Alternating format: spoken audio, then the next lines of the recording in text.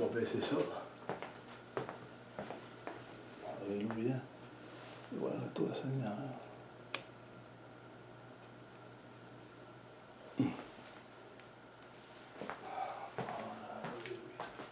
OK, c'est bon. Amen. Bienvenue, bonsoir à tous.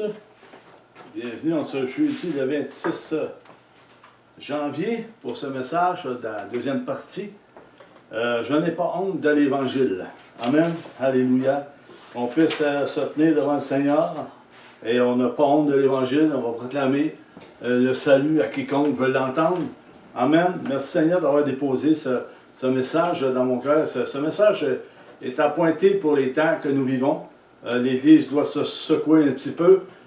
On doit ouvrir notre bouche et annoncer le salut à quiconque veut l'entendre. Jésus-Christ, qu'ils puissent connaître Jésus et même au milieu de l'Église, qu'on puisse le connaître réellement, reconnaître la personne du Seigneur Jésus-Christ, ce qu'il a enseigné et ce qu'il a transmis aux apôtres pour nous les transmettre à nous, qu'on puisse grandir en maturité et devenir à la stature parfaite de Christ. Alors, merci Seigneur pour ce message et que ton nom soit glorifié à travers ce message, que ton nom puisse pénétrer profondément en chacun d'entre nous, que ton esprit puisse nous saisir à travers ce message ce soir dans le nom puissant de Jésus-Christ, pour ta gloire seule. Amen et Amen. Alléluia.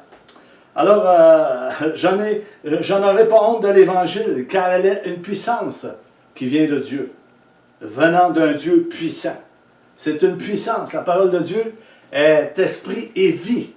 Elle déclare des choses, elle proclame des choses, elle enseigne ce que Jésus a enseigné. Alléluia, gloire à toi. La puissance vient du mot dynamite et qui vient du mot grec. Ce message que Paul apportait paraissait totalement fou pour certains de leur temps également. Il paraissait, c'était fou la prédication de la croix pour eux. La prédication de la croix était une folie. À plus forte raison aujourd'hui, la prédication de la croix peut être une folie. Parce que ce n'est pas tous qui vont comprendre la profondeur de l'Évangile, la profondeur de cette croix, la profondeur du Seigneur Jésus-Christ. Il faut connaître Jésus et ses enseignements. C'était une folie dans le temps de Paul et c'est encore une folie aujourd'hui. Non seulement pour les gens à l'extérieur, mais pour les gens à l'intérieur également. Plusieurs se sont refroidis, plusieurs ne lisent plus, plusieurs ne méditent plus, plusieurs ne sont plus en communion avec Dieu, sont plus en communion avec les choses de ce monde qu'ils sont en communion avec Dieu. Et cela est très dangereux dans les temps que nous vivons. Et le Seigneur est en train de ramener les choses, est en train de toucher les cœurs. Et merci Seigneur pour tout ce qu'il fait en ce moment. Parce que l'Esprit de Dieu est vraiment en mouvement. L'Esprit de Dieu a toujours été là depuis la Pentecôte, depuis l'effusion du Saint-Esprit à la Pentecôte, lorsqu'ils se sont réunis pour prier tous ensemble.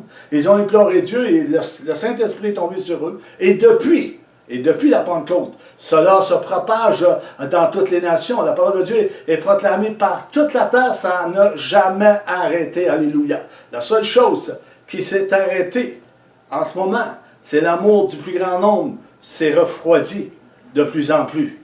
La foi n'est plus comme elle était. Mais je prie Dieu, je remercie Dieu pour tout ce qu'il fait en ce moment au milieu de plusieurs assemblées. Il est en train de ramener comme un genre d'unité, un cœur. Dieu connaît ses enfants. Dieu connaît son Église. Il est en train de les mettre en prière. Il est en train de les amener dans un jeûne. Dieu, il a fait un brisement au milieu de son peuple, justement pour ce qui s'en vient présentement. Dieu va faire la différence. Dieu va amener ce qui doit être amené. Il va amener ce qui doit être corrigé. Il doit amener ce qui doit être purifié par son esprit. Il est là, le Seigneur. Il est là auprès de nous. Il ne nous abandonne pas, frères et sœurs. Alléluia. Alléluia. Comme nous avons vu dans la première partie, la prédication de la croix est une folie pour ceux qui périssent, mais pour nous qui sommes sauvés, elle est une puissance venant de Dieu. Alléluia. Une puissance, une dynamite. Cet évangile est efficace, car elle est porteur de toute puissance de Dieu. Venez avec moi dans Exode 15:6, ça nous dit ceci. Dieu n'a pas changé, il n'a pas d'ombre de variation. Il est le même hier et aujourd'hui. La parole nous dit, Alors, servons-le comme il veut qu'on le sert, frères et sœurs. Qu'on arrête de servir les hommes et qu'on arrête d'adorer les hommes ou les femmes qui prêchent la parole de Dieu, qu'on commence à adorer Dieu et qu'on commence à s'approcher de lui d'un cœur sincère et véritable. Alléluia, gloire à Dieu. Dans Exode 15:6, il est écrit, « Ta droite, ô Éternel, a signalé sa force. Ta droite, ô Éternel, a écrasé l'ennemi. » Dans le psalmiste, en parlant de David, dans le psaume 89, 21 à 24, on va aller le lire, psaume 89, le psaume 89, 21 à 24. Ça nous dit, « J'ai trouvé David mon serviteur, je l'ai oint de mon huile sainte, ma main le soutiendra et mon bras le fortifiera. L'ennemi ne le surprendra pas et le méchant ne l'opprimera point. J'écraserai, écoutez bien, c'est Dieu qui parle, j'écraserai devant lui ses adversaires et je frapperai ceux qui le haïssent. » Alors, ceux qui haïssent la parole de Dieu, ceux qui haïssent le Seigneur Jésus, mais Dieu va les frapper. Dieu c'est un Dieu de bonté, c'est un Dieu d'amour, mais c'est un Dieu de sévérité également, et c'est un Dieu de jugement. Et son jugement vient. Et on sait que son jugement va commencer par sa propre maison. Alors, il faut rester, frères et sœurs, vraiment réveillés et être constant dans la parole de Dieu et reconnaître Jésus-Christ comme Seigneur Sauveur. Alléluia. L'Évangile est efficace. Elle est une dynamite devant notre adversaire. Elle est puissante, la parole de Dieu, frères et sœurs. Elle est puissante. C'est une épée à double tranchant. À double tranchant.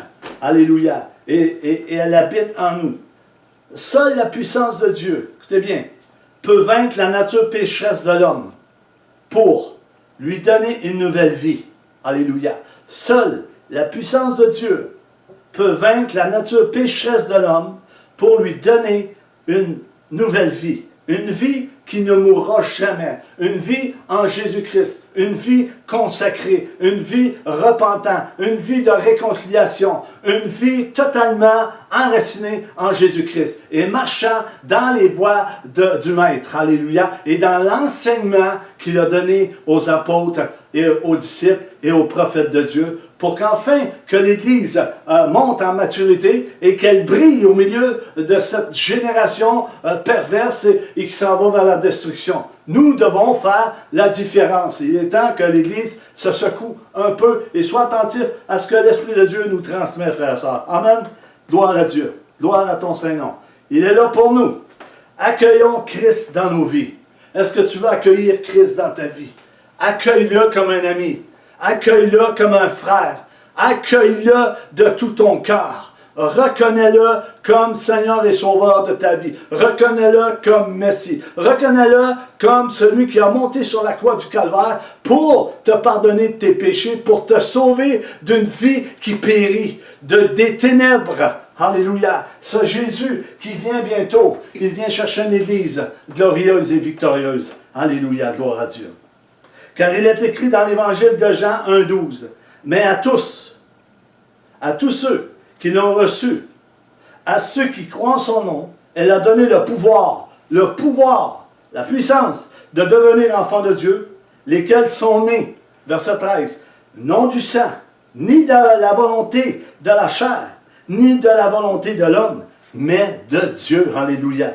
Tous ceux qui ont reçu le Christ, Jésus, sont des enfants de Dieu, sont des rachetés. Tous ceux qui sont nés de nouveau, qui sont repentants, qui se consacrent totalement à Dieu, sont vraiment des enfants de Dieu. Alléluia. La puissance de l'Évangile délivre les hommes de la perdition. Nous étions perdus, nous étions errants ici et là. Nous ne faisions pas partie du peuple de Dieu. On était ignorants des choses de Dieu. On était dans les ténèbres. Et le Seigneur est venu nous chercher pour nous amener dans sa merveilleuse lumière. Alléluia. Il a fait ça pour tous ceux qui croient en lui. Matthieu 18, 11 nous dit, « Car le Fils de l'homme est venu sauver ceux qui étaient perdus. » Le Fils de l'homme est venu pour nous sauver de la colère de Dieu. La colère de Dieu. Vous savez, Jean-Baptiste a prêché la repentance. Il a dit, portez du fruit digne de la repentance. Il dit, jusqu'à quand allez-vous fuir la colère à venir? Il y avait un avertissement là. Il y a encore des avertissements au milieu du peuple de Dieu. Fuyez. Jusqu'à quand allez-vous fuir la colère de Dieu? Parce qu'il y a une colère qui s'en vient. L'Église ne fera pas partie de cette colère. Mais l'Église peut voir la puissance de Dieu, peut voir les actions du Saint-Esprit, ce que Dieu va faire au milieu de son Église. Les rachetés de Dieu vont être justifiés, ils vont voir ce que le Saint-Esprit va faire, ce que Dieu va faire dans les derniers jours. Ils vont voir cela dans Romains 5,9. Paul nous dit ceci, à plus forte raison. Donc maintenant que nous sommes justifiés par son sang, serons-nous sauvés par lui de la colère à venir. Vous savez, le jour du Seigneur, c'est une colère qui va s'étendre sur toutes les nations, sur toute la planète, et Dieu va tout détruire. On parle de cette colère-là. Et l'Église ne sera pas là. L'Église va être partie. Alléluia. Gloire à toi, Seigneur. Le Fils de l'homme est venu nous délivrer de l'obstination, de l'ignorance spirituelle. Osée, dans Osée 4:6, ça nous dit, l'ignorance spirituelle. Mon peuple est détruit parce qu'il lui manque la connaissance. Puisque tu as rejeté la connaissance. Parce que plusieurs rejettent la connaissance. Plusieurs sont rebelles à la parole de Dieu. Ils ne veulent pas se soumettre à la parole de Dieu. Ils choisissent ce qui fait leurs affaires. Comme dans 2 Timothée 4, plusieurs vont se choisir des prédicateurs dans les derniers jours, ce qu'ils veulent entendre. Mais en réalité, on doit entendre ce que l'Esprit de Dieu veut nous dire. Peu importe de la manière qu'il nous parle, peu importe que ce soit une correction, une exhortation, une consolation, un avertissement, c'est pour notre bien à nous, frères et sœurs. Alléluia. Puisque tu as rejeté la connaissance, je te rejetterai et tu seras dépouillé de mon sacerdoce. Puisque tu as oublié la loi de ton Dieu, j'oublierai aussi tes enfants. C'est sérieux, frères et sœurs. Le Seigneur, il ne parle pas pour rien. Il ne parle pas pour rien. Il y a des choses qu'il va mettre en place. Et le Seigneur aime son Église. Le Seigneur aime ce qu'il a créé. Mais c'est lui qui forme, c'est lui qui transforme. Et on doit être obéissant à sa voix et à sa parole. Amen. Et dans 1 Thessaloniciens 5,9, ça nous dit ceci. Car Dieu ne nous a pas destinés à la colère, mais à l'acquisition du salut par notre Seigneur Jésus-Christ. Il ne nous a pas destinés à la colère. Mais ça ne veut pas dire qu'on ne verra pas des choses, on ne verra pas des tribulations et on ne verra pas de la persécution jusqu'à la mort. Ça ne veut pas dire ça. Parce que la colère va arriver, c'est un jugement, le jugement dernier, le jugement final de l'humanité. L'Église ne sera plus là. Mais ça ne veut pas dire qu'on ne vivra pas des choses difficiles et des choses mauvaises qui viennent sur l'humanité et au milieu de l'Église. Des persécutions, des tribulations, des trahisons comme Judas. Il va y avoir plusieurs Judas qui vont trahir des frères, qui vont livrer leurs frères en prison. Et cela s'en vient, frères et sœurs. Ça ne sera pas seulement à l'extérieur, ça va être au milieu de l'Église, parce que plusieurs n'ont pas reconnu l'amour de la vérité pour être sauvés. Ils font ce qu'ils veulent. Alléluia. Mais ce n'est pas comme ça que Dieu voit les choses. Il faut vraiment que la crainte de Dieu vienne s'installer au milieu de l'Église et de certains prédicateurs, au milieu de plusieurs assemblées. Cette puissance, cette dynamite délivre du châtiment ultime du péché. Je vais répéter, frères et sœurs. Cette puissance, cette dynamite délivre du châtiment ultime du péché. Alléluia. Le Fils de l'homme nous délivre des ténèbres et de fausses religions. Il est venu pour nous délivrer des ténèbres pour qu'on passe à sa lumière, à une lumière. Alléluia. Dans sa personne. Dans sa personne, alléluia. Et de fausses religions. De fausses religions. Aujourd'hui, nous assistons à une religion mondaine. Une religion mondaine, une religion de prospérité, nouvel âge, de la positif, une Église. L'Église a accepté. Écoutez-moi bien, frère et sœurs, l'Église a accepté plus de compromis que jamais dans les derniers jours. Et cela continue. Il y aura des compromis. Il y aura de la trahison. Il y aura de la falsification. Dieu va rassembler son Église. Ceux qui appartiennent à Christ. Ceux qui marchent selon les instructions de Jésus. Il y a un prix à payer. On sait tous qu'il y a un prix à payer. Amen. Gloire à Dieu. Et ce prix est grand. Jésus l'a payé à la croix du Calvaire pour l'humanité. À de fortes raisons, nous avons un grand prix à payer pour le salut de notre âme. Amen. Alléluia. Qui veut dire, alléluia, qui veut dire quand qui dit, c'est une puissance, cette dynamite délivre du châtiment ultime du péché, qui veut dire une séparation éternelle avec Dieu. Le péché va nous séparer de Dieu. Et la punition, il va y avoir une punition éternelle. Si nous pensons, frères et sœurs, que Dieu ne punit pas, mais on est dans l'erreur. Si nous regardons les Israélites dans l'Ancien Testament, ben Dieu a puni. Dieu a fait des choses. Il y a eu des châtiments venant de Dieu. Dieu a déclenché sa colère. C'est pas d'aujourd'hui qu'on entend parler de colère dans l'Ancien Testament.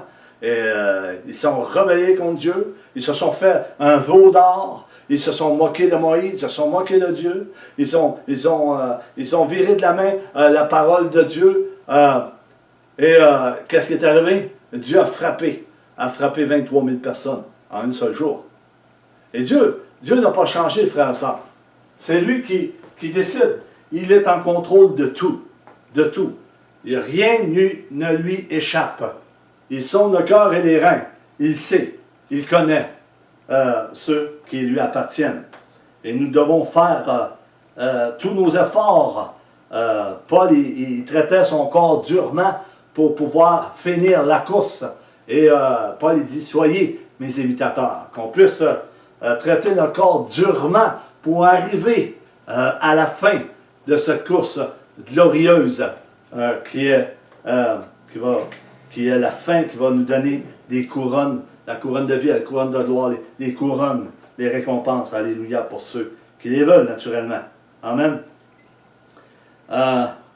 Gloire à toi, Seigneur.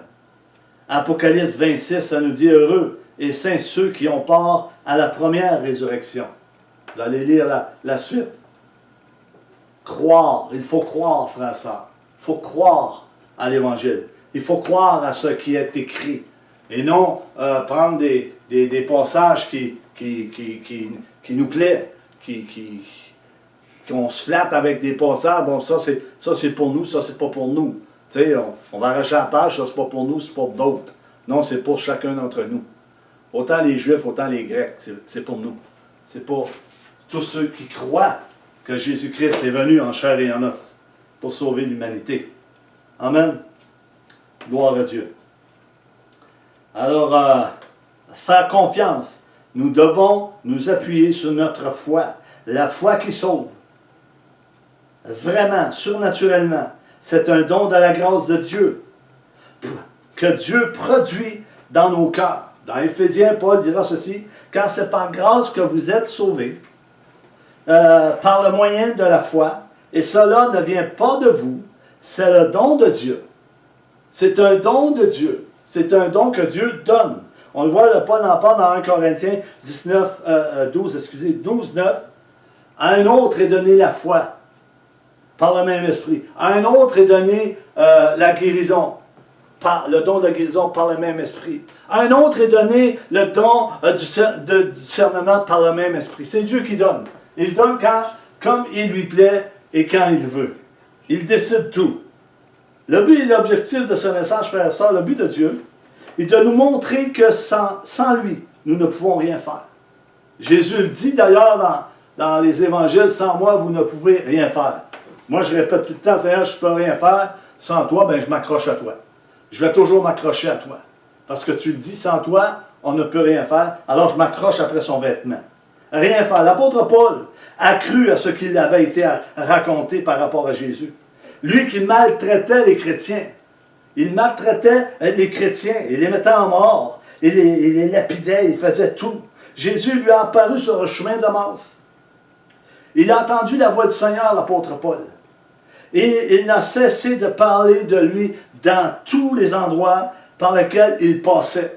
Il parlait de Jésus et de cette puissance qui sauve. Cette puissance de l'Évangile qui sauve. C'est des paroles de vie, des paroles puissantes. C'est des paroles qui donnent la guérison. C'est une parole qui délivre. C'est une parole qui donne une nouvelle vie, une nouvelle naissance en soi-même pour servir le roi des rois, le Seigneur des seigneurs. Alléluia. Gloire à ton Saint-Nom. Gloire à toi, Seigneur. Il parlait de Jésus partout où il allait. Paul parcourait les villes en évangélisant, en parlant de Jésus. Partout. Partout où il passait. L'objectif de Dieu pour nous, Dieu veut que l'on propage l'Évangile et que l'on annonce Jésus ressuscité. C'est ça qu'il veut le Seigneur. Avec zèle, avec une confiance. Et non avec une honte, mais avec une confiance, un zèle, une hardiesse. Et de ne pas avoir honte de parler aux non-croyants de Jésus. Oh, Dieu a miséricorde de nous. Pardonne-nous pour le silence, mais pousse-nous par ton Saint-Esprit qui est là en nous. Alléluia. Pousse-nous, alléluia, par ton Esprit qui est en nous. Le Seigneur veut que l'on obéisse à sa parole. À sa parole. Je n'aurai pas honte de Jésus. Est-ce que tu vas avoir honte de Jésus? Est-ce que tu as honte de Jésus? J'ai cru, c'est pour cela que j'ai parlé, a dit Paul. Vous savez, plusieurs dans le passé, je parlais, j'étais zélé, je parlais de Jésus, j'allais de lieu en lieu, je côtoyais des gens, je parlais de Jésus, et plusieurs disaient, « Ah ben gars, Marc-André, il est rendu fou, il est comme fou. » Ben, je suis fou pour Christ, c'est un illuminé, il veut convertir tout le monde, il apporte la parole, il pense de sauver tout le monde. Mais laissez-moi vous dire ceci. C'est un fanatique. Et combien qu'il y en a des fanatiques, et je prie qu'il y en ait encore plus des fanatiques, qui veulent amener tout le monde au Seigneur, qui veulent convertir tout le monde, qui parlent de Jésus. OK, très bien, je vais vous montrer pourquoi nous prêchons ce Jésus le ressuscité. Pourquoi nous prêchons ce Jésus? Pourquoi l'Église prêche ce Jésus?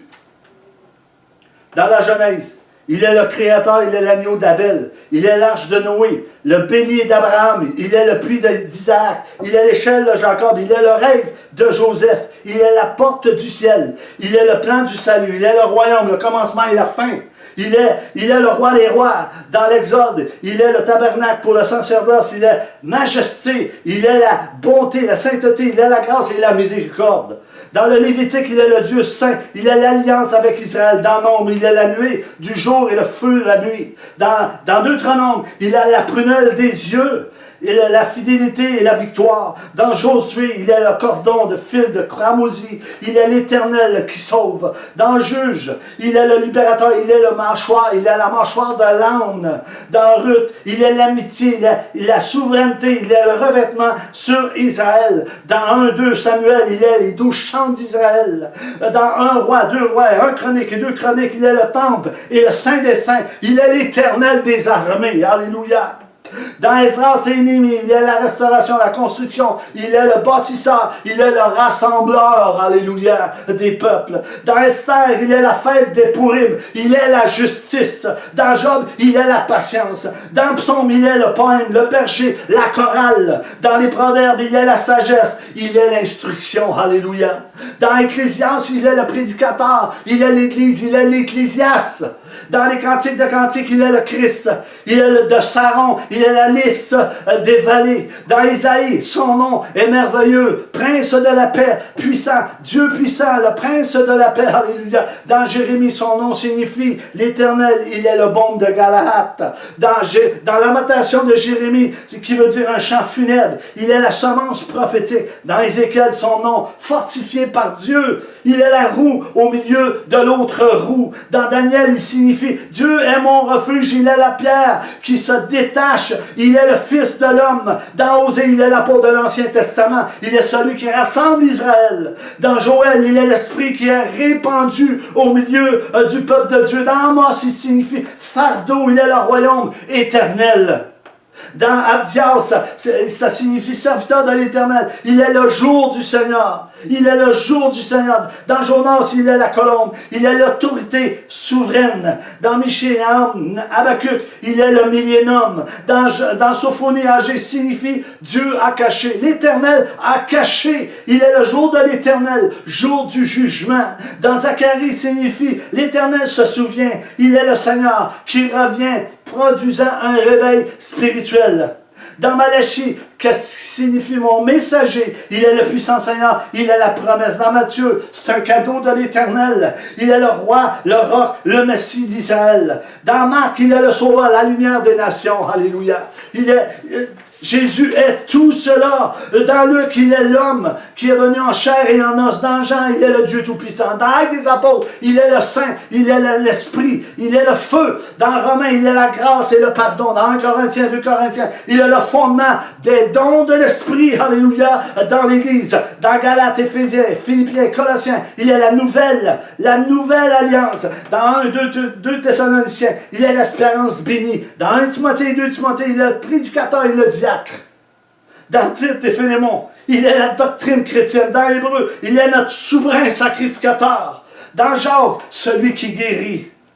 Dans 1 Pierre, 2 Pierre, il est le sang précieux. Dans 1 Jean, 2 Jean, 3 Jean, il est l'amour ineffable.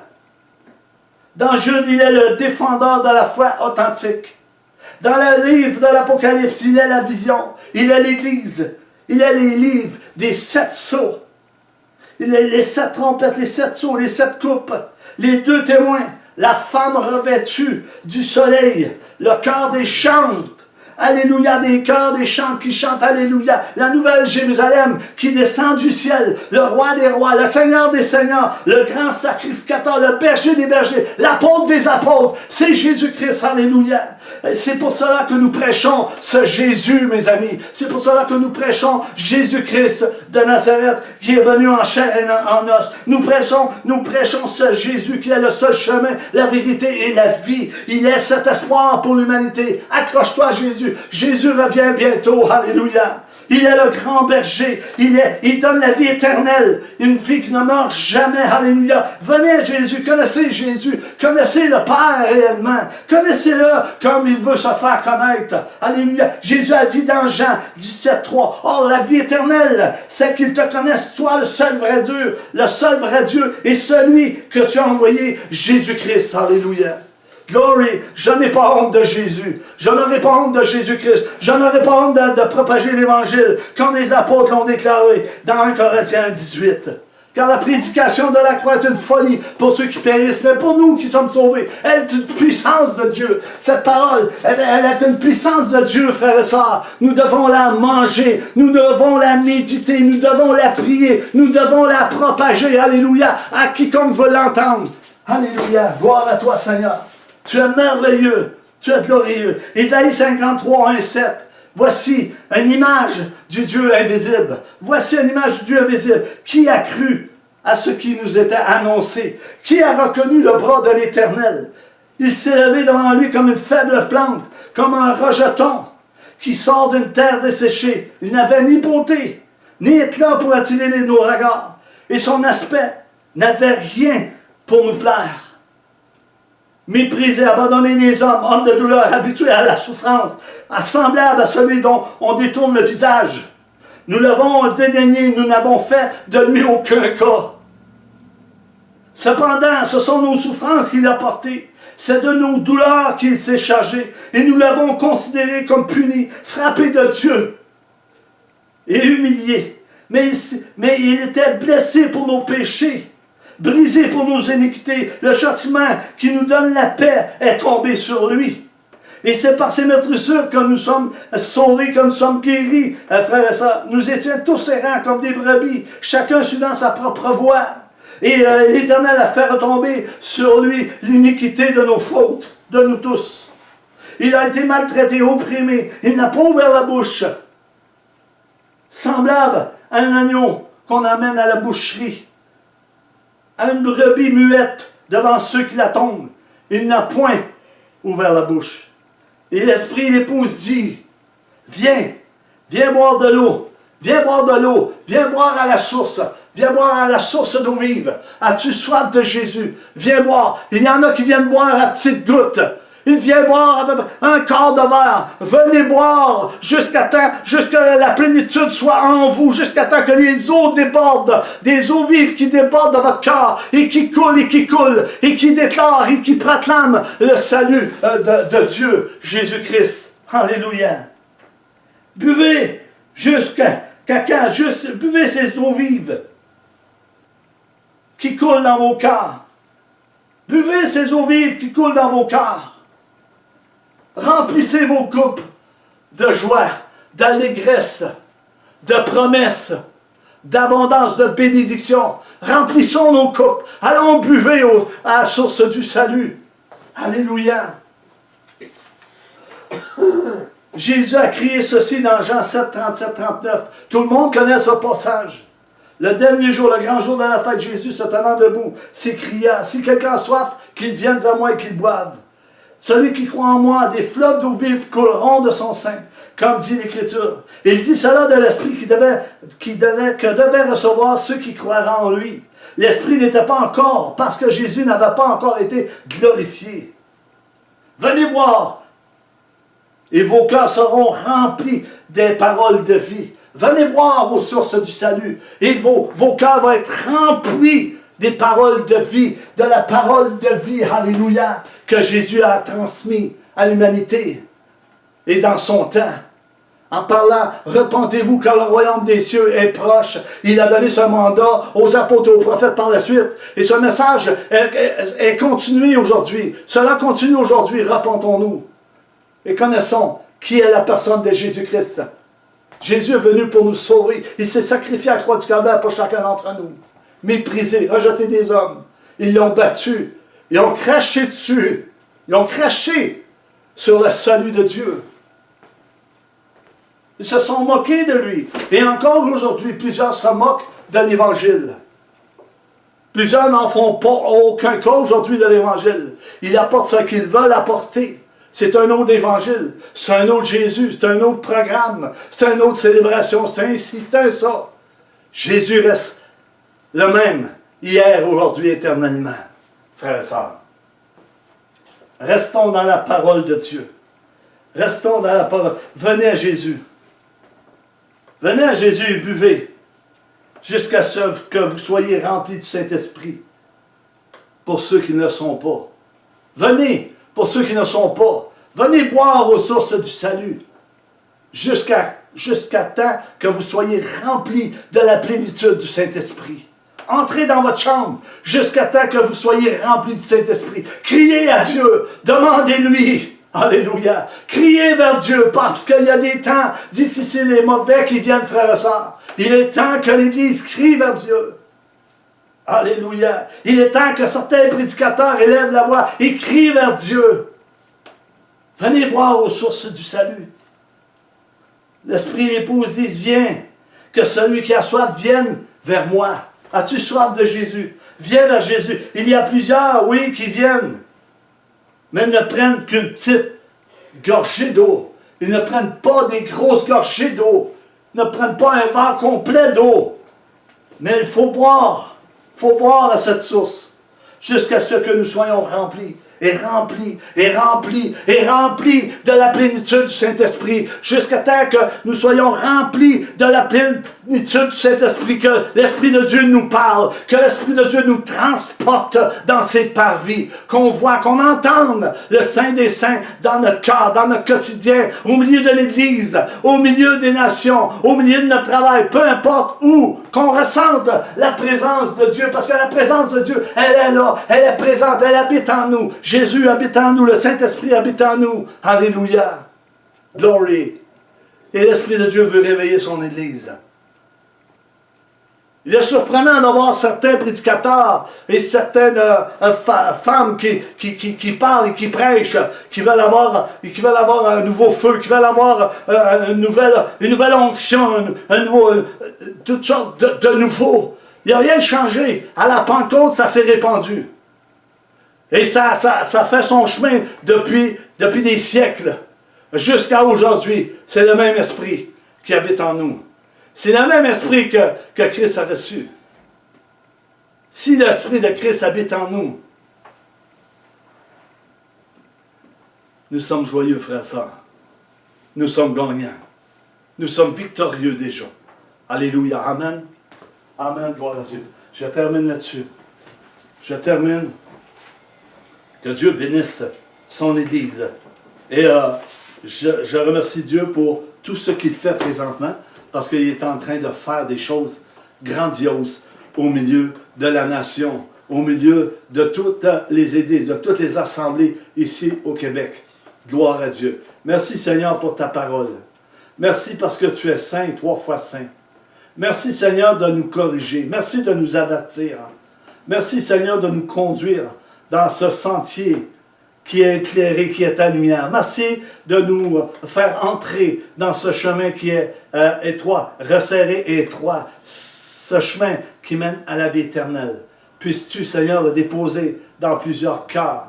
Puisses-tu susciter davantage la repentance au milieu de ton Église, le pardon, Seigneur, la consécration. Alléluia. Par l'œuvre de ton Esprit. Esprit Saint, merci. Oh Dieu, merci pour ta parole. Merci Jésus. Merci d'être là pour nous. Merci d'avoir payé le prix à la croix du Calvaire pour chacun d'entre nous. Nous t'attendons. Une Église glorieuse, victorieuse, mature attend le Christ. Et c'est pour bientôt. On vous salue. Soyez bénis et passez une bonne fin de soirée. Amen.